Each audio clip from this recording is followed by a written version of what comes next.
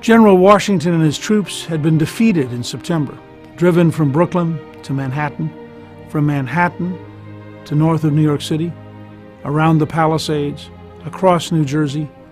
They declined from 30,000 troops in September to 2,500 effectives on Christmas Day. Of the 2,500, 1/3 did not have boots. They were wearing burlap bags wrapped around their feet, and as they marched, they left a trail of blood. General Washington knew that if he didn't win a victory soon, the entire army would have disappeared. And so he had to do something desperate.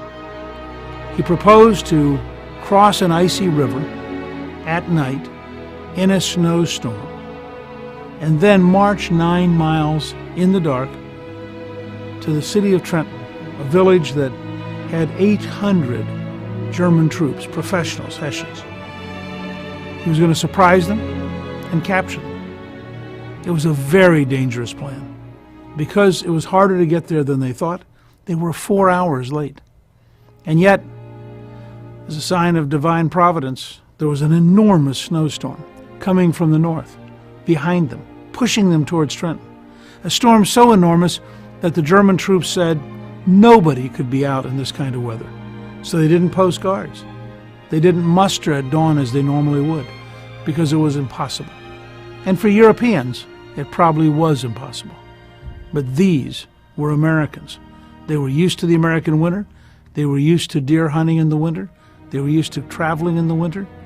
This was just a terrible snowstorm. It wasn't a reason to stop.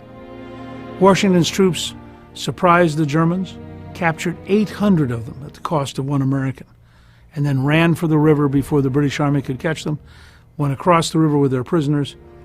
Within 2 weeks, 15,000 volunteers showed up, and Washington began driving the British across New Jersey. The revolution had been saved. How big a gamble was it?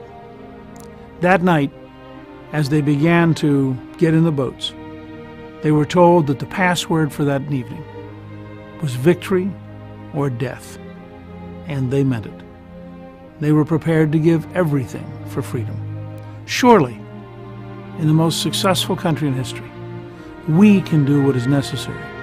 We can be in the spirit of General Washington and the Americans who fought for freedom.